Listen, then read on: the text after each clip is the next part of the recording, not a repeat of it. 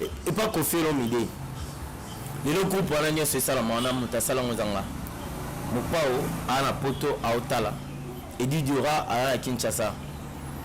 ngai mopao abenga ngai nasala groupe ya bato bako soutenir ye na yu arena j'étais en tête nazaki en tête na kenda na soli na mopao yebisi ngai to soli ba accord na biso to so yebisi nga kaka ke bocha ba titre ya lokuta te bo finga mutu te na sima na ngai bo saela ngai musala normal ba pub na nga makambo tu zo sélection ya bato oyo moni o sala na bango na kambo mais lelo oyo soki mopao akena bango ngai naza matika songo et attends quand bato banda ke mon fleuri wana ka bato pe babomanga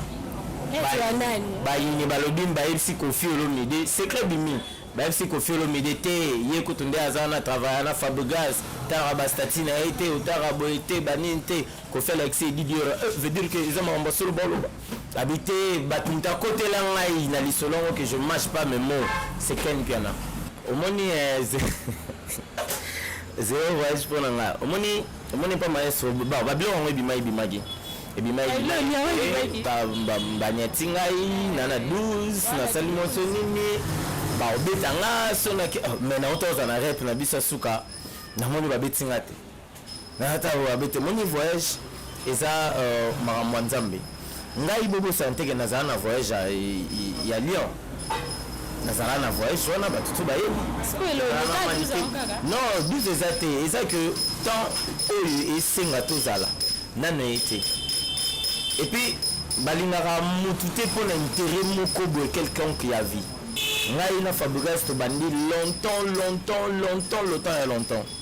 soki lelo botala poto mais aloba on émission mo botala pe 40 ya terrain mpe sangati on a la livré parcelle na papa le pain na rokata pe terrain na na kia ya munene na teki na kenjili na matina ke poto. Vous êtes nouveau sur la chaîne, n'oubliez pas de vous abonner et d'activer la notification pour ne rater aucune de nos prochaines vidéos. N'hésitez pas à liker la vidéo si elle vous plaît. Mbote bonjour, mbote bonsoir, na balandi ya MK Matika Songo TV, abonné à MK toninga bino mingi, bo continuer taka ko s'abonner na kati ya MK TV ya Matika Songo. Devant vous c'est votre humble servante Laetitia Dembo, l'agente de la presse congolaise. Na bino mingi pour vous pesa biso confiance et fidélité, bo s'abonner à la chaîne na biso, vous avez vraiment ébélé partout dans le monde, vous avez kawana pour Kolanda. MK Matika Songo eza chaîne na bino abonné na biso vraiment na lingi bino ya trop j'en profite ya pesa batu nyonso balinga biso batu nyonso balinganga batu nyonso bakomelanga bambote belé maman mon chéri mon père spirituel à sa grandeur le prophète Paul Dominique exaucé Landala baronne suprême leur mère mon père spirituel le prophète Paul Dominique la patronne Laetitia Kouya na batu nyonso balingaka biso donc na bino ya trop Montréal Guilan nazanga moti na plateau na ngandi boyebi ka to kosalela bino ba analyse ya solo avec MK de tosala ba analyse le vraiment tolobela moi ba actualité ba sujet eza vraiment zo leka o toyebi tolobela à propos ya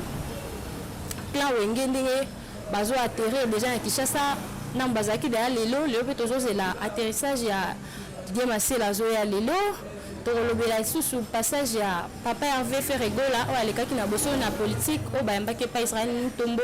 tolobela moi actualité zebele c'est avec MK Matika Songo le patron de cette chaîne de ton solo là vraiment na sans plus tarder Guilan Fongola déjà pour na solo là na MK bonjour Yamati bonjour bonjour et puis bonsoir na bandeko tout bolanda biso partout vous êtes na MK TV Matika Songo na PSP Matika Songo mbote en tout cas na encourager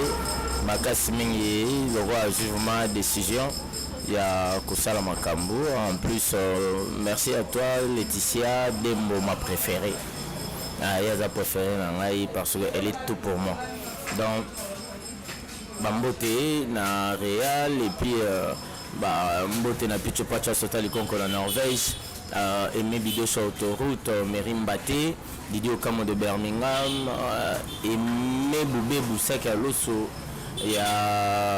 Mama Kole na pesi bino nyonso bambote batutu balinga ngai o bana poto batutu basepela na Matika Songo en tout cas je suis là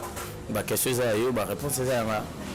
Merci beaucoup Yamati Kandelobi. La question est pas nanga, la réponse est pas nao. Passage tout sur la papa Hervé na émission Bosso na politique. J'espère bien que tu es là Kiango. Ce côté qui émission na réaction à propos à passage à papa Hervé fait rigola na émission à Bosso na politique parce que reçu par Israël Moutombo. Ouais, émission à Bosso na politique c'était bien. Une très belle émission mais avec des failles. Moi sango azaki nango ba faille wana ya ba faille miki moni temps to yamba ba invité premièrement eza ko luka ko chana invité à l'aise na plateau na yo et puis ko luka ko cha moi ambiance moi gaieté par rapport ya invité na yo moi une partie à Ruseka moi ni mais ba question peu phare ou ça rappelle moi polémique ezalaka donc mais c'est pelé nango même mingi il fallait avoir vraiment molai à dynastie ou faire rigoler autobimisa mais à l'obéla quand vraiment mamité par rapport il y a ba question monsieur qui moi excusez moi pour la terme moi banal par rapport aux artistes musiciens autobimisa disque naï sika et puis azana partie à promotion parce que sans la télé promotion à la télé tout le monde a battu le bagage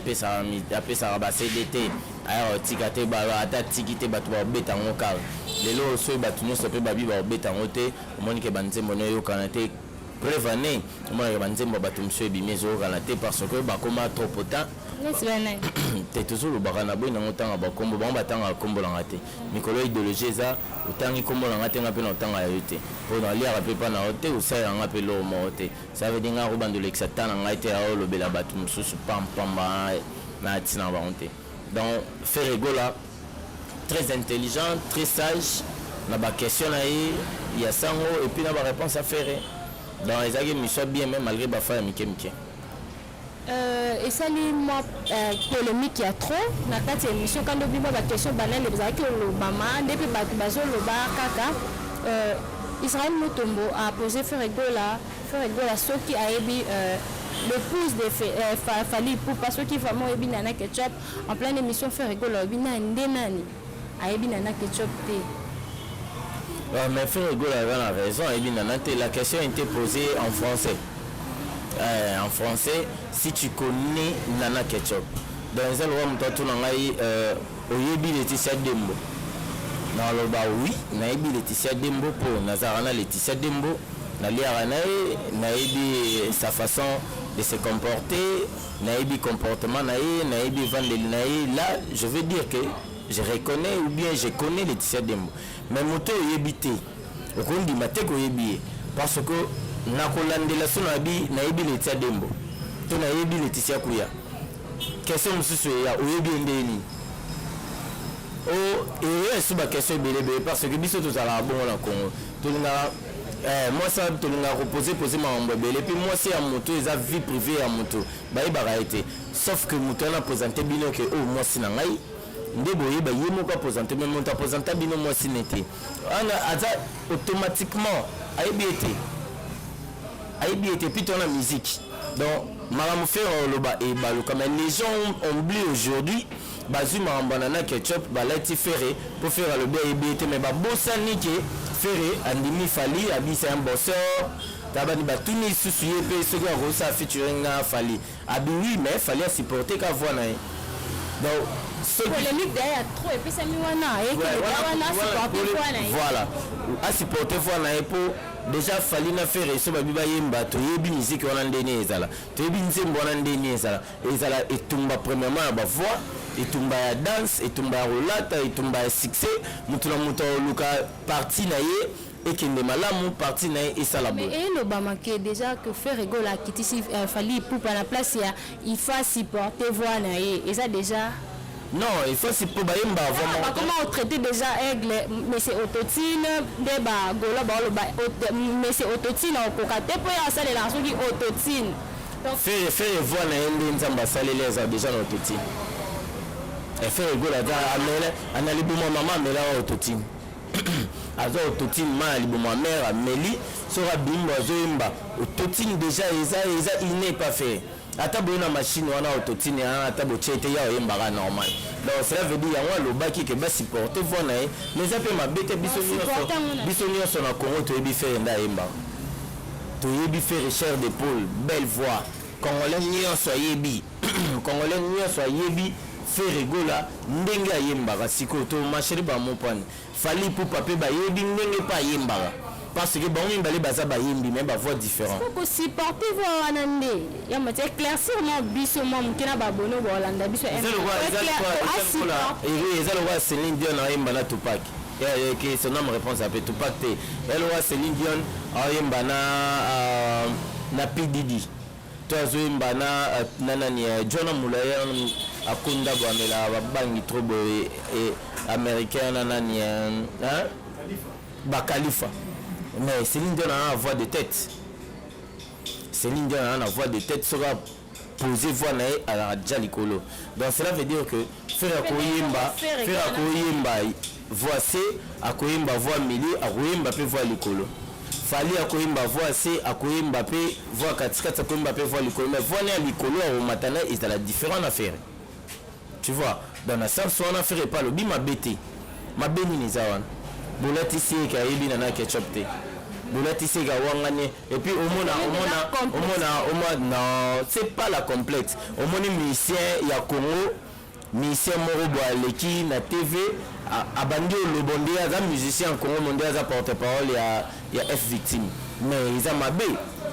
mais nalanda robino mliba bi motu mote na Congo awa ko ata mwana ya 3 ans ayebi nana ketchup banze mune beta ka fali pupa ayembela mosi na bandele belé abi na Congo abi Kinshasa te Congo token to poussa na kaka kota ba ya babadara to poussa na bakota ba oleki ba kinkole kuna batu bayebi nana ketchup baza peta batu pe bayebi si les jimam pata baza te batu pe bayebi moi ça non papa maman plutôt banzembo ne se beta mara yo ranti moto yemba tumona batu musu balakisa biso babwaka o kama boye libanga mo makasi ba papa no banda obwaka banda sa tout mais jo ke matongo balakisa moni libanga mo babwaka ekanga batu basepela libanga ngota viongo yo na beta dame. Ils ont une relation avec les petits papa yimba, les petits banani, banini. Donc bateau sous ba boiraka, to yebi bangoti. Ils ont libanga nzembo bateau sous ba yembela. Neti me bébé busaki alos. Ba yembela nzembo libala na mer. Ex bateau ba mona mer. Ba mona mer tin, mais nzembo libala et me bébé ta na ba feti tout. Beta ba feti tout. Et bien na ba feti nyonso bato bakota na ona salle mais bayebi pe me bube buté bato bayembela bato musu bayebi pété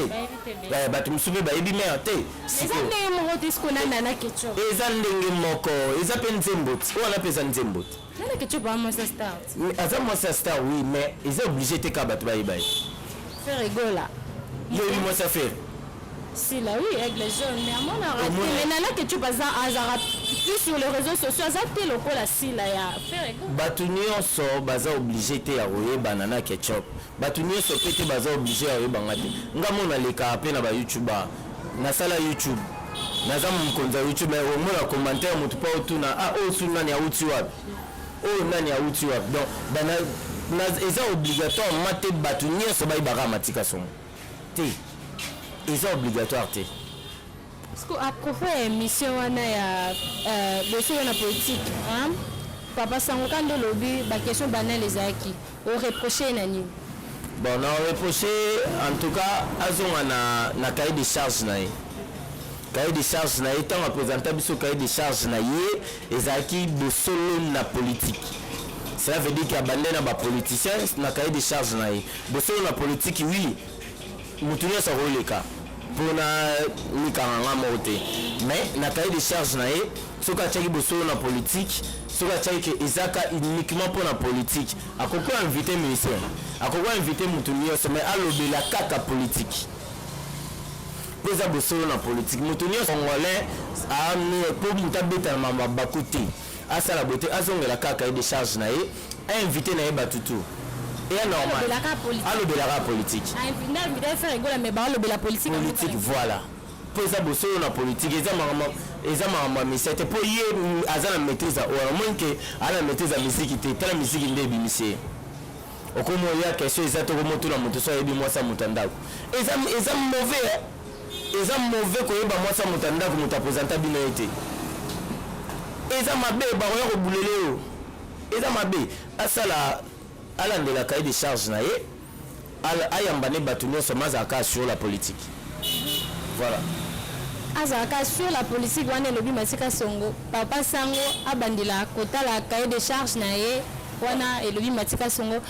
Songo kaka na kati actualité Koffi Olomide na Prince Bakali na bato misusu na Belgique depuis hier depuis lobby 3 jours déjà hein? Oui 3 jours déjà na Belgique Masika Songo réaction na yo comment nde baninga ba mata kaka ba kenda kaka Masika Songo to zanoka na kin non réaction nga eza bien c'est qui si réaction nga eza bien par rapport qu'aujourd'hui quand même tokomo zonga na bâton où Isaka na kala cela veut dire que oui ensemble okende Bercy amemi ba chroniqueur JB okende Bercy amemi ba chroniqueur papa imba amemi ba chroniqueur ya Bakali na Killer en tout cas eza loyal eza artiste musicien amemi bango ndenge ezalaki na kala bake mission de service bake kobongisa kosala conférence de presse po bakobeta na États-Unis bakobeta na Allemagne amemi bango eza te ke journaliste ye moko chroniqueur na mbongo ne peut-être à YouTube ake poto na ndenge na ye wana eza kokende ndene mais pour moi ça fait bien le quoi Koffi Olomide amemi bango ça se voit que le travail internet aujourd'hui est sur place parce que à l'époque ils allaient kaka tous les lieux allaient kaka komona ba okende na Papi Mboma ba okende na Joesta ba okende na mais lelo komi pe que chroniqueur to chroniqueuse un jeu pe chroniqueuse akoya ba memi pe poto en tout cas pour moi na sepeli félicitations coup de chapeau à mon pao Quadra Koraman Songa Mbeli Milchik ba beta aliko fité patron de la musique congolaise. Masika Songo, deux musiciens au Bamemi, 2021-2022. Tant qu'il y a deux musiciens au Bamemi, chroniqueur, la poto ça doit bien. Deux musiciens. Koffi Olomide car a même des chroniqueurs et ça lit déjà bien. Masika Songo, pire Koffi Olomide, hein, pire vieux. Et puis petit avait naé Masika Songo azalaka déjà na Koffi Olomide mais Koffi Olomide azo démarrer déjà na bato mususu ba Prince Bakali o ba ke kuta déjà Masika Songo na masolo on asala déjà kombo azalaka déjà na mopao mais Masika Songo aza rotikala apparemment pe Fabregas maestro avec ça biku du mikolo Masika Songo azo attaquer pe maestro pas tala e pour glisser pera ke mikili et ça ndeni ya mati casse ne ba kenda ba chroniqueur babi ba permettez-moi de citer ba combo ba Frank Stemai bazo kende kenata ba mbongo ba Masika Songo azo yokana na musute magamne so za bloqué maestro na neta tie moi po batake kena ba bazina pembe fe bazala ki me ya mati bon question oza mon moulai mais oyo esenga ke na zo attend répondre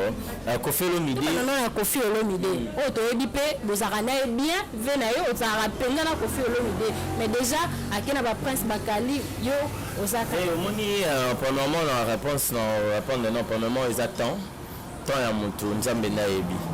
ba Koffi c'était si j'avais l'argent de moi-même il y a ebele to ya banini mais nangai na sala ba voyage nangai particulièrement perso. Mais les loyaux, il faut quand même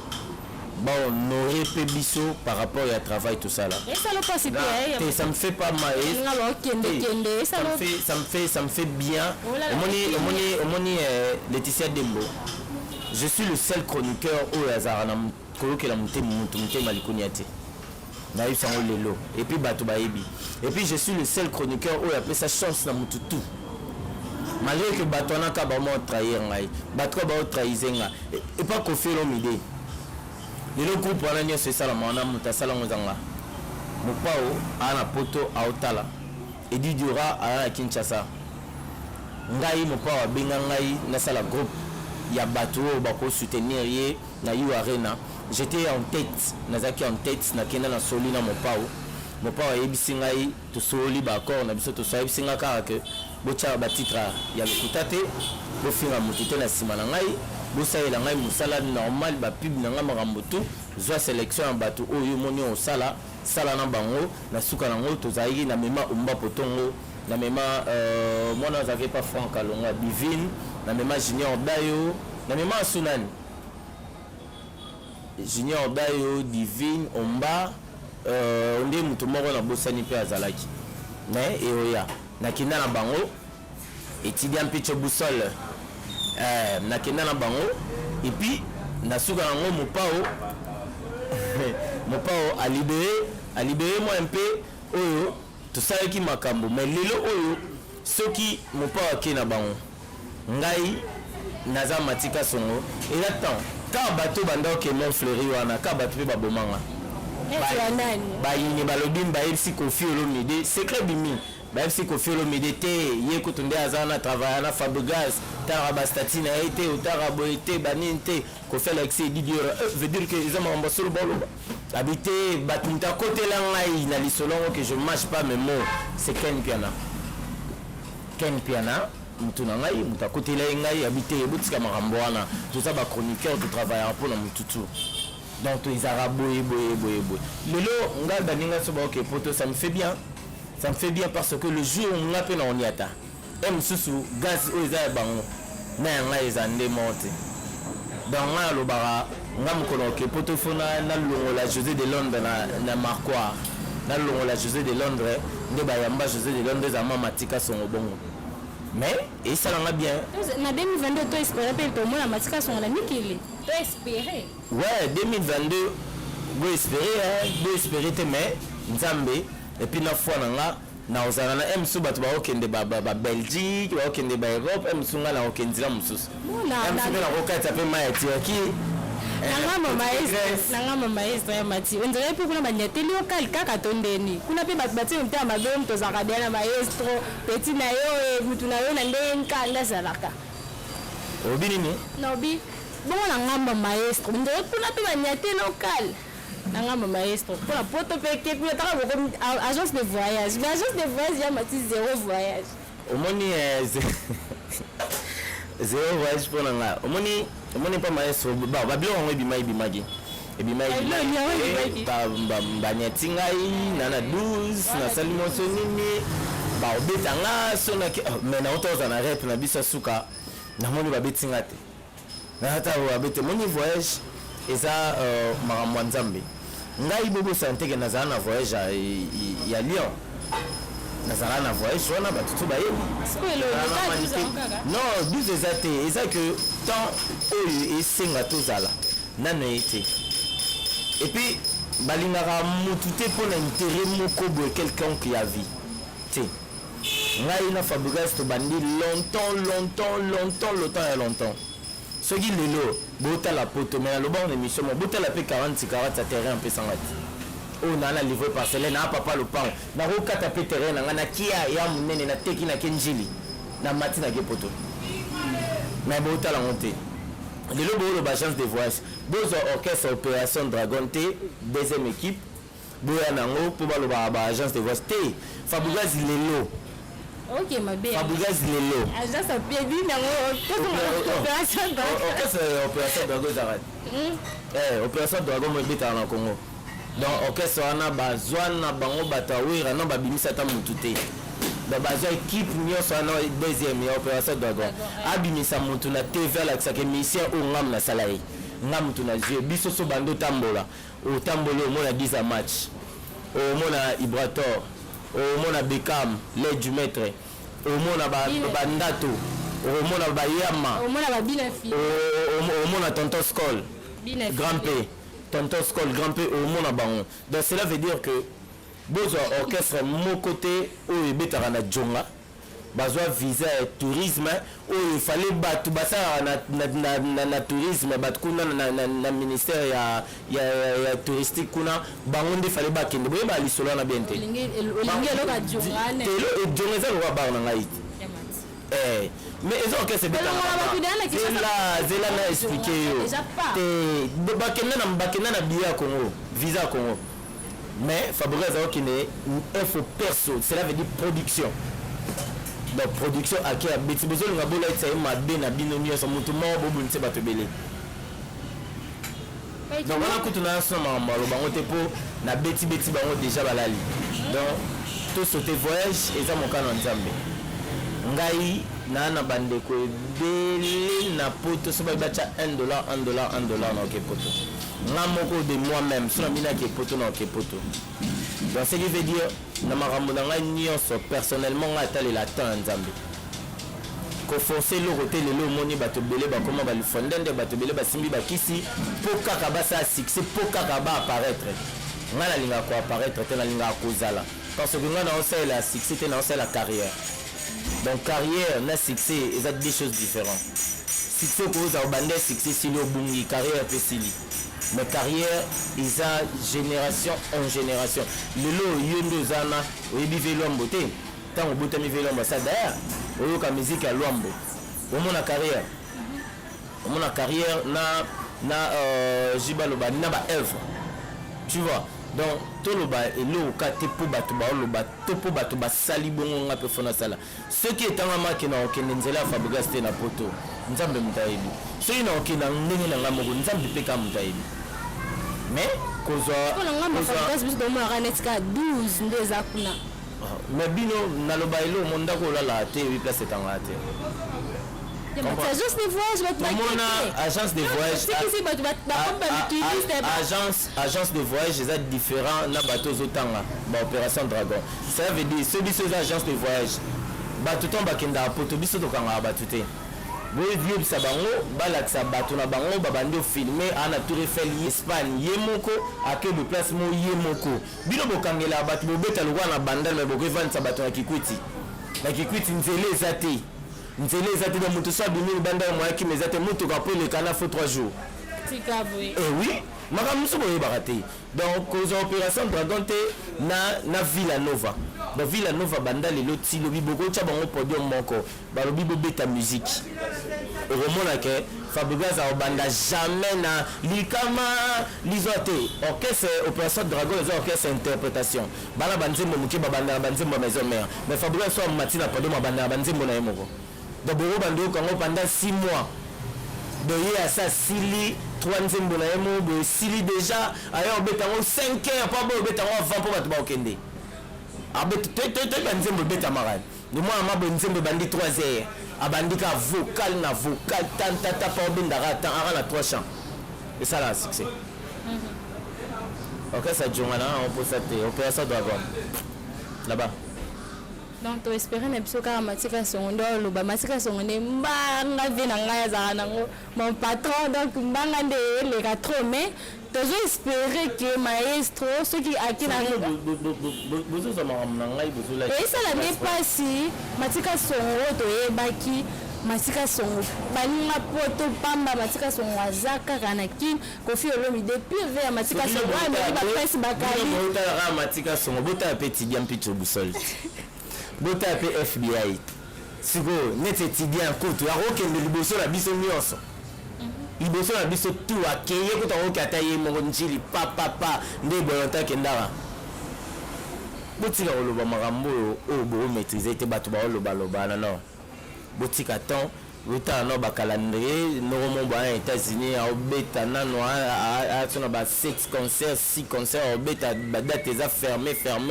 l'état bino bona Kinshasa bosalasala badésart babilobaloba tout ça là c'est pas bien c'est pas neti na orchestre opération dragon na orchestre opération dragon leader na bango ye moko so batali bamonaka winge musique à maison mais omona ba Olivera omona banani bamishka batutu wana to baotala ma maison mère matika songo apparemment 2022 eya pena ana poto tomoni mpe Robino Mbibu abimisi mpe calendrier ne ya poto Europe tokoste namoni neti émission esili émission ezalaki ngambi journaliste ya émission ngambi na anosaki ngambi ngambi na osala des annonces omoni calendrier mpe ya obile ntango bozoloba Fabregas aokemba poto ya défi donc sikoyo omoni bato nde bango mobimisa bakalendrier sikoyo tolobani bango mpe baoke poto mpo balakisa Fabregas boloba ake Fabregas aoke poto ya tembe sikoyo ntango ka Fabregas akeka États-Unis bino bobimisi bakalendrier bozala na poto miziki ebetaka mibale Lifa na Fabregas esili 2021 et puis ça fait 2022 ça fait combien de temps 2021 ça fait combien de temps kobeta ya festival Congolais oya kuna ndeni po ba okanga ye ba ozongisa ye na mama ba mindele za mama mboka na biso Congo donc na place wana yo po ko okende ngapi na ko okenda on ben ça et puis ezaki ya bango pété donc le bisanga mama mususu na besoin lo baté nazo bomba on tout solo la te la bela masolo ya poto donc bino robi mundi bu perdre musique calendrier ne ya poto Europe donc le tout le monde aïe akende beta eza bien amata so wa beta abeti ya poto pe bakanga ngote des défis Robino Mbibu na poto on a ibisi okasi akende beta omina lubasuni njile aéroport njile za ya mpola mutu nyonso olinga mata matina ye beta nde siko kokebetela biso bashowcase te mpo kokebetela biso te basale moko ya baanniversaire mpo makambo baolobana totala mpe bango biso mpe tovanda totala bango obeta ye na sale nini omoni sozo adage mo eloba avolonga lipotisa liso motu longo wana oyo yo mo libango eza na lisu na o ntango yo ozojuge mininga ozoyeba te ke yo mpe un jour ozwa konta yo mpe un jour okoki mpe poto mpo eza miziki okoki mpe poto mais siko soki ka makambo esalameli mininga esalameli yo so siko baseki yo yo mpo oleka na tv obwanda ofinga mpo baseki yo matika songo tokomi osute na biso déjà Cla Wenge na Kinshasa Didi Masela okuma lelo lobi déjà ndambo bazalaki déjà na Kinshasa komona bango tous ensemble na kati ya mabele na biso ya na kati ya Kinshasa mona matika songo sendeni Cla Wenge déjà na kati ya kino malgré non bakoki nyonso te mais bamisusu bazwa atterrir déjà lelo na kati ya Kinshasa. Non, Cla Wenge eza cop na biso et génération na biso. Tu vois, aujourd'hui, quand on dit des phénomènes, si on parle aujourd'hui des phénomènes ou de génération, on va parler seulement de Wenge BCBG 4x4 tout terrain. Parce que Wenge BCBG 4x4 tout terrain est un phénomène. Cela veut dire qu'ils ont 4e génération. Tilelo. On dit Tilelo. 5e génération à la télé. 5e génération parce que Wenge est mis 4e génération et mis dans les néants. Et bien vous comprenez la dictionnaire hein. Botala bamo botala Eliones. Wenge bima bango moko. F perso. Et puis génération la bango tilelo ba botinde ban. Le 4e génération à la télé ba fait 5e génération fait c'est la génération T. Bazara normal 5e génération est bimate baka normal bato soka kana 4e génération 5e génération soki toloba 5e génération to tchaba innocent to tchaba gaze pour ba bete pas mututé comprendre to tchaba bébé chanda a bete pas mututa bimi moko bazo accompagner papa na donc pour toute une génération il faut bima na ba faut personnel génération za la bon la famille pour ba 5e génération 5e génération t'es le 5e génération za teza ba innocent mais botanga remarque et ça mot français en dictionnaire botanga bakitanga batanga makamna oloba est normal donc wingende za wana tozela le 30 juin pour battre bakota un mois d'août baoka wingere tondisa jour wana le 30 juin na au mona bato baotikala na ba venir za ba UPA oyo bayokaka bamiziki wana banini omona bana wana nde baotikala baoya te mpo bayi makambo eleka kuna te biso baétudiant mpito busol omona pere momana mandefu apembe banini omonema na martyr ayoyoka dade mpoko ayoyoka ete mpe bongo ayoyoka da epuis so wana eza pentagone to baolata nde mo bango tu donc oyoka ndule mpo producteur déjà bamindeli bazala déjà bayokosala déjà étude ya terrain na martyr podium eza suka na podium matériel déjà eza Didier Masela okoma lelo si je me trompe pas lelo jeudi après wana baosangana awa na Dibamboma awa na place Masole Banda en tout cas nous on sera là wenge toya tomona lisusu voix papa chéri toya toyoka sungia mapo bato bakomprendre bamona martyr yango Gaillard mais babosani ke bato wana ta babeta ba FOPR so batondisa martyr ce que ozui bato batondaka bayaka mpona ji batondisa déjà martyr baoya bato bayaka mpona wera tondisa martyr donc wera na jibeka na podium wana déjà martyr tondi totika libanda tomu tozangi place ovanda o bato baoloba lelo soki le 29 moko boye na o wana molia bango botika biloko wana bato booloba wana babeta déjà FOPR so donc JB na wera ba beta martyr FOPS deux fois plein à craquer ce que tala deux fois plein na siko wera kana JB ce que bango nyonso ebi ke Adolphe ala ba fan afan des ana ba fan Blaise Boula za ba fan ba Emilia bana ba fan tant le ba fan ezaka te mutabimisi musique bato bate ba fan musu baza ba fan iné le roi ba fan na Marie Paul donc a changer taza mondimiti lelo donc faut mieux ayoka couvre-feu na ye nostalgie ayoka bo Emile yana bato basepelaka na voix na ye ti lelo baza so Emile ayemba ye ayoka bien donc ato botiele we ana ye pana etali ete donc ezalaka bongo bafani baza bongo donc bato baya tobengi kutu te mpo na ngai na omona kutu batiata bie $100 mpo bato bakota ebele te so batiango $100 ezala bien mpo so batiango kaka na se baso martyr wana nayebisago le 30 juin makala nde ekomata putulu oyo etikala tokomi ochite dena matika se c'est clair martyr ezaka vere emonana te mpo likoloko déjà etonda mais na se wana vere wana emonana te pelouse emonana te emonana te fali pupa le 29 septembre mpe na stade de martyr déjà clan wenge le 30 juin na kati ya martyr nde toyoki matika songo mot de la fin na bafan ya fabriquage toyoki mpe ti devini album du groupe eza kaka esalama kaka bilingo totikaki kaka na 2 musiciens mais tozo espérer kaka kozela album du groupe tozo espérer matika songo tochite déjà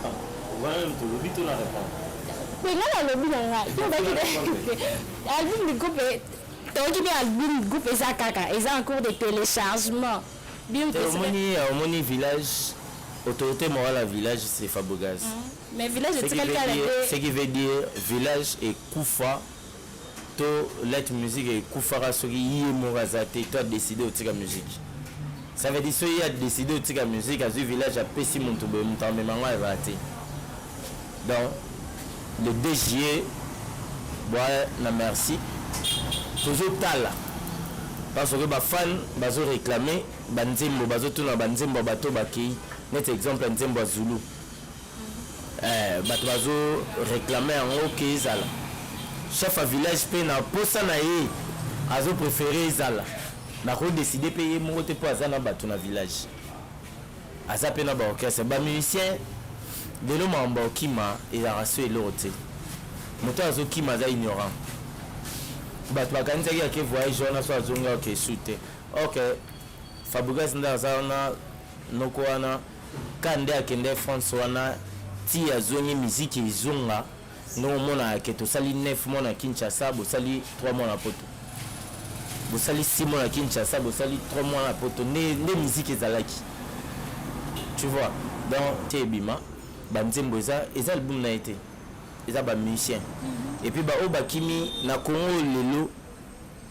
ba grand musicien ba vos musiciens baza et puis let musique et na batu musu baza wana o bino bo découvrir na te baza wana peut-être botala ba live mona te ba chanteur baza wana bato bakimi mo ebike nde na kimi bo na sena ngo kute lote po mo yembi nde aza kuna onga atiki wana nde mo yembi lelo we ansona bandolo banini na lobi yango moto we ansona ndolo baba tutu ba ko kende so atikali obeta bando comprendre yango le Fabrice Alex Bino il est fort, il a un grand cœur à quel poto ba mission bazate mais obeta musique ndeni to bien mo fo bota la obeta ndeni pour soliste bo mo na ka obeta batteur azali drummer azali bassiste azali musique yango na to beta c'est plutôt obeta la couleur oh na light music eza na light music Villa Nova eza mamba logo ça veut dire côté les light faut beta pega tin ba changer raté bah c'est la disque là bas les DG et puis maintenant parce que son mot de la fin ba dédicace na yo na batinyo so balandi mati casse de partout faut comme déjà à la fin ouais na pesi batutu mbote na pesi Marcelo Kavwanda andele ndoba na pesi Marcelo Kavwanda mbote na pesi batutu étudiant Picho Boussol ya palais na pesi mbote Laetitia Kuya Limbondo batutu balinga ngai o baza na poto na pesi ba mbote batutu ba o pe ba commenter na se ya mafinga na pesi ba njambote ba o net na mona ki na saki mission mon pas Frank Stemai na mona ki maître Zoba a commenter ki yana maître Zoba a commenter que zo kanta so lobi bongo Fabrice au moment la poto ali boma mtuna maître mo abundate.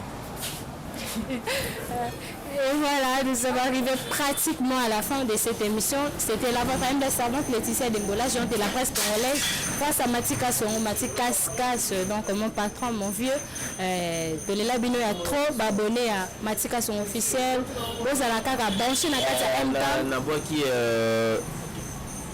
Massa Nangai, Petit Nangai, inspecteur Gloire, Aza UPA. D'ailleurs tout ça il est des bamoura wenge de mettre wenge tout le monde va comprendre ba UPA donc les 30 juin il y a au tikala yo ka banzembo na yo ka bala o vanda inspecteur Gloire ayo kango o ayo kawana o ngolo bani o ngima sama et voilà, nous sommes arrivés pratiquement à la fin de cette émission présentée par Laetitia Demboya Mati. Présentée par Laetitia Demboya Zakina Matika Songola, Matika Songonde, tout ça qui pensa, de l'obéla qui va bas sujet, il y a actualité, il y a analyse, belé, auto solo, il y a Matika Songoba, qui n'y a pas de tant il y a Hollanda, biso, baboni, absolument sur Hollanda, comprendre analyse, tout ça, il y a Matika Songo, il y a trop beau s'abonner massivement à Katia Matika Songo TV. Je dis un grand merci à Couple Kitoko, Patrick Saint-Valois et Deborah Mousseka Kitoko, Batu, tout va nous Laetitia Dembola, il y a trop. La Bossanité, Alain Moela, Guerre de Santa, Manu Mondo, Patrick Mondo, Yagila Mondo, Stéphanie Moutete, Begonia Munyampala, Moutema Mike Ditutala, Binotu, Bolonga Matika son grâce Lubamba Dan, Binotu. C'est la fin de cette émission. Merci à Montréal, Guillaume Kendi. Merci à Batunyo Sobalinga Abisso. D'ici là, portez-vous bien. Au revoir.